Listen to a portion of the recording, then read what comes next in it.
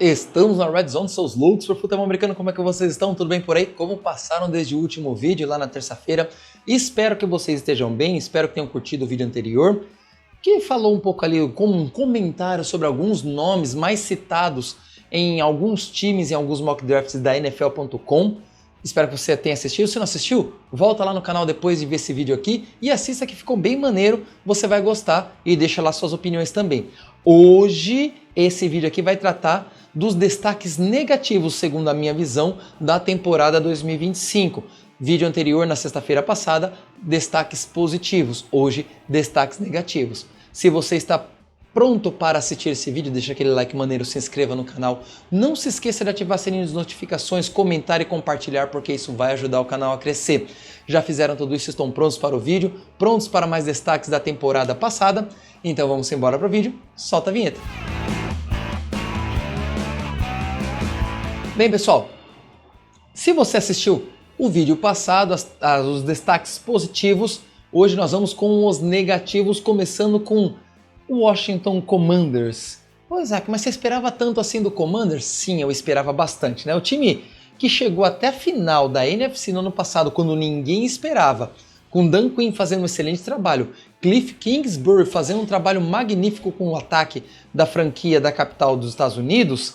É lógico que você esperava pelo menos um segundo lugar, ou até uma briga pelo primeiro lugar na divisão leste da NFC, e ainda, quem sabe aí, lutar para avançar, pelo menos passar pelo wild card, porque não, talvez chegar novamente até a final da conferência, coisa que realmente eu acho que não aconteceria, mas pelo menos chegariam na pós-temporada mais uma vez.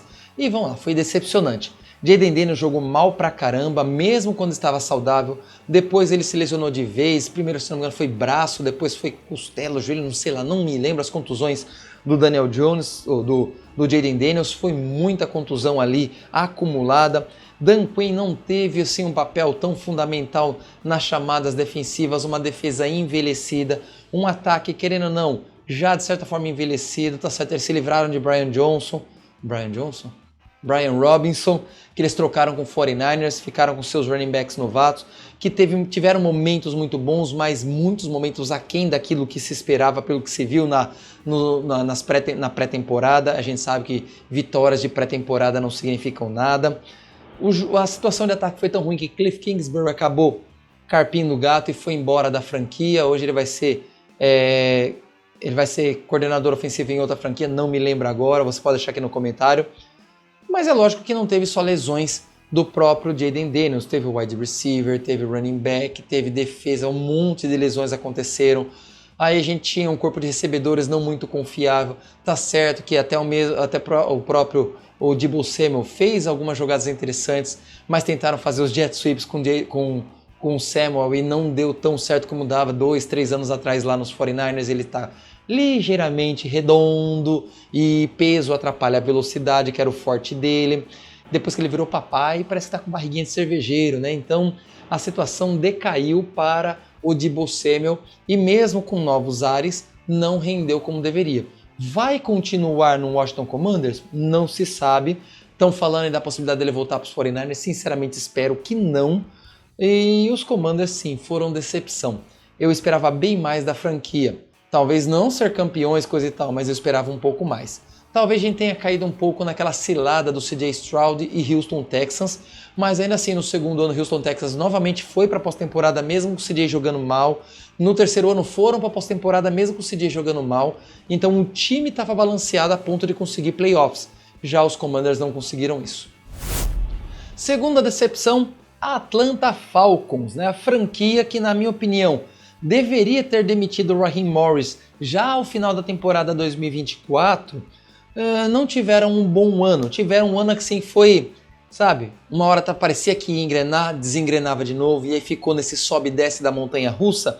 Acabou fechando com campanha negativa de 8-9, empatado com Buccaneers e empatado com Carolina Panthers, mas sem chance de classificação. Conseguiram eliminar o Buccaneers, mas não conseguiram ir para a pós-temporada. Foi bem aquém do que se esperava.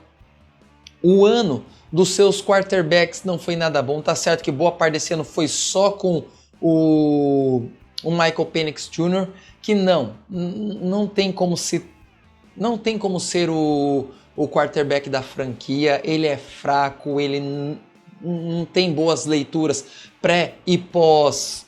Olha eu mexendo na câmera de novo. Não tem leituras boas pré e pós snap. Não sei, eu não consigo ver Michael Penix Jr.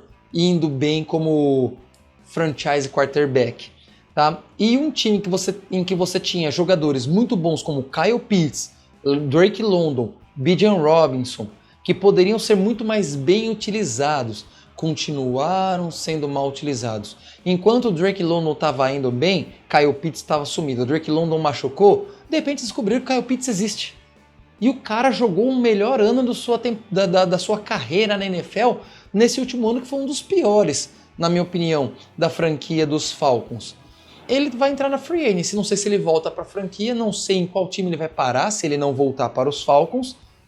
E outro nome que acabou entrando em cena que talvez ninguém esperasse, a não ser em caso de lesão, foi justamente Kirk Cousins, porque Michael Penix rompeu o LCA novamente, mais uma vez na sua carreira, desde o college até recentemente, e Kirk Cousins entrou em jogo, não começou muito bem, fora de ritmo, coisa e tal. Quando ele engrenou, o time já estava eliminado, não tinha mais como. Talvez, se ele tivesse começado a temporada, a situação estivesse um pouco melhor, talvez. Aí é apenas um se.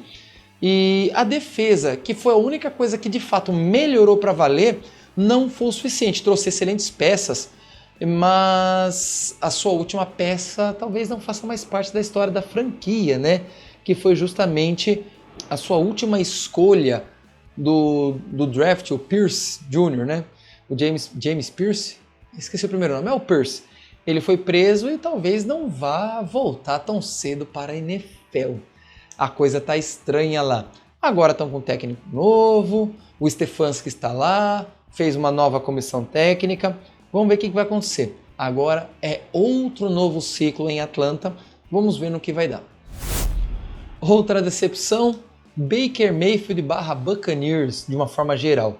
Mas Baker Mayfield é a principal decepção. Porque, sinceramente, depois de 2 excelentes anos que ele teve com a franquia, indo para a pós-temporada, tá certo que na temporada 2024, a ida para a pós-temporada foi meio que culposa. 2023 foi muito mais heróica, venceram ainda os Eagles na pós-temporada, deram trabalho para os Lions jogando em Detroit quando foram eliminados, mas esse ano foi bem aquém, né? Tá certo que Baker Mayfield começou a milhão, sendo cotado para o prêmio MVP, e muita gente fala assim, calma, gente, ninguém é MVP na primeira metade da temporada, o MVP a gente vê de novembro para frente. Eu sei disso, todo mundo falava a respeito disso, mas a gente sempre fica assim, ó, tá jogando bem, né? Vai que, se continuar assim, prêmio de MVP é uma chance. E é o que a gente tava pensando, mas aí veio a contusão no ombro. Realmente eu não me lembro se foi o ombro lançador ou se foi o ombro esquerdo. Mas, porém, todavia, entretanto, se você é quarterback ou já tentou fazer lançamentos com a bola e um dos ombros estava machucado, você vê o quanto incomoda, sendo ele o lançador ou não. E quando ele voltou, porque não estava dando para ir com um quarterback reserva, ele começou a fazer muitas loucuras. As corridas dele se tornaram mais perigosas e em menor quantidade. E quando ele corria, a chance dele se machucar era maior ainda. Os lançamentos ficaram imprecisos. Muitos throwbacks, muito overthrow, né? Ou muito acima ou muito abaixo, o que causou muitos turnovers, além dos fumbles, obviamente. Então foi muito irregular o Baker Mayfield e ele entrou naquela espiral negativa do último ano dele em Cleveland, quando ele jogou contundido para tentar um contrato novo e acabou sendo trocado por conta do seu péssimo ano. Ele talvez devesse ter ficado mais tempo fora, deixa acontecer naturalmente com reserva, porque vai que a situação piora e você não consiga nem voltar no ano seguinte. E não foi o que ele fez. A defesa, aí entrando no Buccaneers como um todo, foi outra decepção, porque nós temos lá Todd Bowles como o técnico da franquia e ele é um técnico de tendências defensivas. E a cada ano que passa, a defesa fica mais vazada. Ela fica mais furada. Ela não rende tão bem quanto a gente imaginava que renderia com um técnico de tendências defensivas como Todd Bowles. Isso é ruim, É lógico, tem peças envelhecidas, tá certo, trouxe peças novas, coisa e tal, draft, mas ainda não é suficiente, precisa renovar mais. Assim como o próprio ataque. Ninguém sabe se Mike Evans vai voltar nesse ano que ele é free agent, ninguém sabe se ele vai receber a franchise tag ou se ele vai topar um novo contrato, talvez com reduções salariais, para abrir mais espaço para Mac Igbokwe. Ninguém sabe como vai ficar a situação de saúde do Chris Godwin e se Bucky Irving, depois da contusão dele, vai voltar como voltou. Mas a defesa, ninguém sabe se ela vai continuar decaindo como veio decaindo, se de repente ela vai mudar. Talvez seja inclusive o último ano do Todd Bowles, e aí ele é um dos técnicos que entra no hot seat nessa próxima temporada. Eu não sei você, mas sinceramente eu acho que vai ser o último ano do técnico como head coach dessa franquia. Talvez Zé devesse ter sido mandado embora, como eu achava de Raheem Morris na temporada anterior. E aí comete-se mais um erro. Talvez eles estejam pensando, perdemos Liam Cohen, que foi parar num rival do estado, né, que é da outra conferência, mas é ali do estado, os Jaguars. E poderiam ter deixado ele em Tampa como head coach no lugar do Todd Bowles e não o fizeram. Agora, sem ter alguém ali tão forte, eles vão manter por mais um ano e quem sabe no ano que vem eles façam essa troca de head coach. Mais uma decepção aqui, Cincinnati Bengals. Eu sei. O time não tem defesa nem OL, então como que dá para ser uma decepção tão grande assim? Vamos lá. Com certeza absoluta, a maioria dos analistas esperava uma campanha positiva, mesmo o time tendo tantas falhas. Esperava pelo menos uma classificação via wild card para os playoffs, como já aconteceu outros anos, com essa defesa fraca. Mas dessa vez o negócio foi pior. A situação foi decadente, defesa ruim, o ataque não rendeu. Joe Burrow mais uma vez machucou porque mais uma vez foi mal protegido, segurando bola demais, o que ajudou ainda mais no sacks que ele sofreu. E para piorar a situação, talvez esse ano, na próxima temporada, eles não sejam uma decepção caso aconteça deles irem mal. Por quê? Existia chance do seu técnico ser mandado embora, mas o time assegurou que ele ficasse. Principalmente aí Burrow, né? Em especial o Burrow, que fez um lobby gigantesco para que o técnico ficasse na franquia, porque eles gostam muito do técnico, coisa e tal, aquele papinho de jogador lá. Provavelmente é o cara que paga o churrasco na pré-temporada, o que faz eles entrarem tão lento na temporada regular. Mas esse ano foi decepção. 2026 já acho que não tenho tantas boas esperanças para o time, a não ser que reforcem muito bem a sua linha ofensiva e melhorem pelo menos um pouco mais, porque eu acho que não tem como ficar mais ruim, a sua defesa. Se tiver melhoras consideráveis, talvez dê para ter uma certa esperança nos Bengals, mas por enquanto... Já quase terminando, esse vídeo vai ficar mais curto, hein? CJ Stroud, decepção. Pois é, mas já veio ruim no ano passado. Mas ano passado você espera aquela regressão à média natural para um primeiro-anista muito bom, aí você espera uma regressão à média que é normal e depois uma evolução no terceiro ano. Pois é, a gente esperava evolução, esperava um CJ Stroud melhor, esperava com isso um Houston Texans muito mais impositivo na AFC Sul, coisa que não aconteceu. Resultado, conseguiram classificação? Sim, 3 anos seguidos indo para a pós-temporada, mas 3 anos seguidos sendo eliminados de forma bem estranha e até talvez vexatória para a franquia, tá? Então o CJ Stroud vem mal, vem jogando feio, tá? Feio mesmo. Mas ele melhorou na segunda metade. Não foi aquela melhorada toda, né? A proteção deu uma certa melhorada, o que garantiu um pouquinho mais de sossego para ele, mas mesmo quando ele teve tempo para lançar a bola, ele fez alguns lançamentos bem ruinzinhos ao sopro de qualquer possível pressão chegando nele.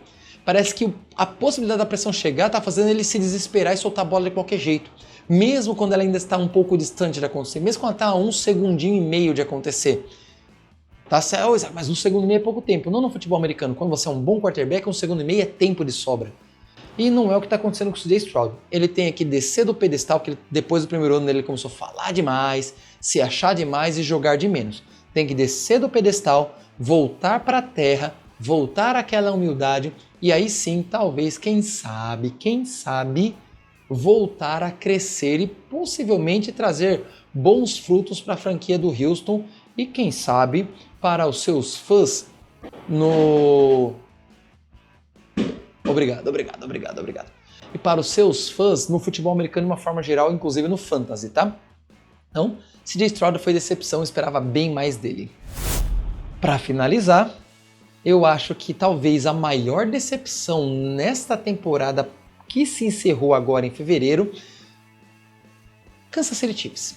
Kansas City Chiefs porque um time que conta com Patrick Mahomes, Travis Kelce, Andy Reid, esse trio, espera-se muito mais. Pô, Isaac, mas Travis Kelce já estava ruim no passado, o Andy Reid já foi questionado ano passado.